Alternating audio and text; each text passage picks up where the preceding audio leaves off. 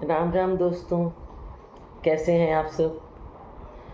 आज हम लोग बात करते हैं समाज में बढ़ती हुई दो समस्याओं पर, जिसका हल हो सकता है कि एक हो। जैसे ओल्ड एज होम भी बढ़ते जा रहे हैं और अनाथालय की भी समस्याएं बढ़ती जा रही हैं, क्योंकि चाहे किसी भी वजह से बहुत से बच्चे ऐसे हैं जो माँ बाप से वंचित हो जाते हैं, जिनको चाहे किसी भयवश छोड़ दिया जाता है या कोई भी वजह हो, लेकिन भुगतना तो उन बच्चों को पड़ता है।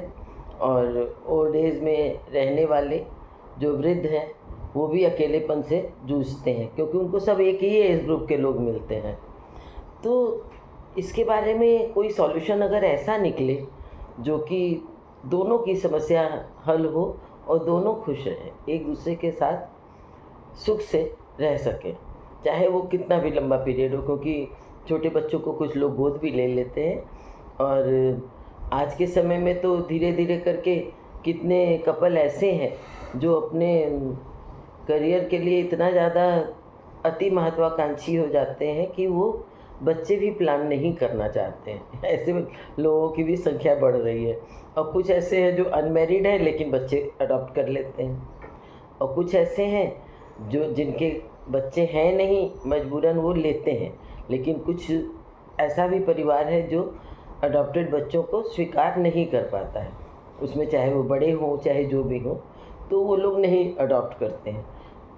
अडॉप्शन के बाद भी बहुत से बच्चे ऐसे हैं जो अनाथालय में पल रहे हैं, और कुछ का फ्यूचर तो बहुत ही बेकार है, क्योंकि वहाँ उतनी सहायता नहीं पहुँचती है। बड़े बड़े जो अनाथालय हैं वहाँ तो बहुत सी संस्थाएं हैं, एनजीओ वगैरह हैं जो मदद करते हैं, लेकिन बहुत से छोटे छोटे ऐसे अनाथालय हैं जो कोई भी मदद जिनको उतनी नहीं पहुँचती जितनी की ज़रूरत है। तो कोई ऐसा हल हो जो कि भावनात्मक संबल भी मिले। तो अगर ओल्ड एज होम और अनाथालय को आपस में मर्ज कर दिया जाए प्लान्ड वे में, चाहे उसका जो भी रूप हो, क्योंकि जो लोग ये सब करते हैं उनको उसके बहुत से तरीके भी आते हैं, लेकिन एक साधारण सी बात सोच रहे हैं, जो बड़े हैं, जो बुज़ुर्ग हैं, जो ओल्ड एज होम में रहते हैं, सब लगभग 50-60 प्लस, 50 भी नहीं कहेंगे, 60 प्लस के ही रहते हैं। और अब कोई भी एज हो सकती है। और जो अनाथालय में बच्चे हैं वो तो न्यूली बॉर्न से लेकर के थोड़ा बड़े तक भी रहते हैं। तो अगर ओल्ड एज होम और अनाथालय को एक में कर दें तो दोनों को आपस में एक दूसरे का इमोशनल सपोर्ट मिलेगा, और हो सकता है जो बुज़ुर्ग हैं उनको भी एक उद्देश्य मिल जाए, क्योंकि बहुत से ऐसे हैं जिनको पढ़ाने का शौक़ है, या जैसे दादा दादी बैठ कर के अपने पोते पोतियों को कुछ सिखाते हैं, कहानी सुनाते हैं, वो एक बहुत बड़ा सपोर्ट होता है और वो उनकी ग्रोथ पर भी असर करता है।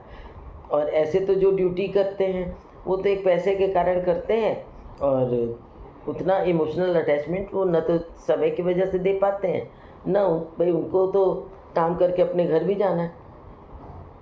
लेकिन जो वहीं रह रहे हैं और अपने बच्चों से, अपने पोते पोती से दूर हैं, वो तो अपना दुलार उनके ऊपर दिखा सकते हैं, बहुत कुछ वो सिखा सकते हैं उनको, और वो बच्चे उन बुज़ुर्गों को ऐसा सपोर्ट दे सकते हैं जो उनको अपने बच्चों से नहीं मिला किसी भी वजह से, चाहे दूरी की वजह से, चाहे नहीं है इस वजह से, अकेलेपन की वजह से। तो दो अकेले अगर मिल जाएं तो जैसे एक और एक मिल कर के 11 हो जाते हैं, तो वो चीज़ हो सकती है। आप अपना विचार भी बताइएगा इस पर, क्योंकि बहुत अच्छे अच्छे ओल्ड एज होम हैं और उसमें बड़े रिच लोग भी रहते हैं, तो हो सकता है अनाथालय को भी सपोर्ट मिले उसमें। और कितने तो ऐसे भी रहते हैं कि जैसे अगर आप उनको पढ़ा रहे हैं या कुछ भी कर रहे हैं तो बड़ी बड़ी ऊंची ऊंची पोस्ट पर पहुंच जाते हैं। तो अगर बुज़ुर्ग और बच्चे मिल गए तो एक बहुत बड़ा सपोर्ट हो सकता है, ये समाज के लिए एक अच्छा उदाहरण भी हो सकता है, और इससे लोग आगे भी बढ़ सकते हैं। बहुत से लोग ऐसे होंगे, अब तो कई जगह हमने ऐड भी सुना है ऐसा कि होता है कि मतलब कितने कपल ऐसे हैं जो कि किसी बुज़ुर्ग को अडॉप्ट करना चाहते हैं। कहाँ तो बच्चे अडॉप्ट होते थे, अब बुज़ुर्ग लोगों को भी लोग अडॉप्ट करना चाहते हैं कि घर में कोई हो जो आपको पूछ सके, जो केयर कर सके आपको, एक एज ए मदर फादर। ये नहीं कि घर में स्टाफ तो बहुत होते हैं लेकिन माता पिता की जगह कोई नहीं ले सकता। तो कितने ऐसे हैं जिनके घर में बुज़ुर्ग नहीं हैं, वो बुज़ुर्गों को अपने घर लाना चाहते हैं कि क्योंकि जब काफ़ी समय से कोई वैक्यूम हो जाती है तब आपको उसकी कदर समझ में आती है। जिसके पास नहीं होता है ना, उसको पता रहता है कि इस चीज़ की कमी कैसी होती है, और जिसके पास रहता है वो उसकी वैल्यू तब समझता है जब उसके हाथ से वो चला जाता है। तो अगर हम अनाथालय और वृद्धाश्रम को एक साथ जोड़ दें तो हमें तो ऐसा लगता है ये समाज में एक अच्छा उदाहरण भी दे सकता है और एक समाज को वो ऊंचा स्थान भी दिला सकता है। और इसकी पहल कौन कर सकता है ये तो भाई आगे आने वाला वक्त बताएगा।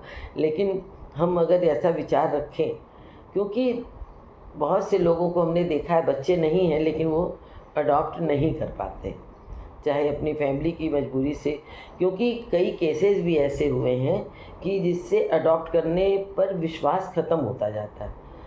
मेरा तो मतलब समझ लीजिए ये फैमिली का ही अनुभव है, एक दो पीढ़ी ऊपर, कि एक तरह से घर की तरह से पाला और बाद में उसी के हाथों उनकी जान भी गई।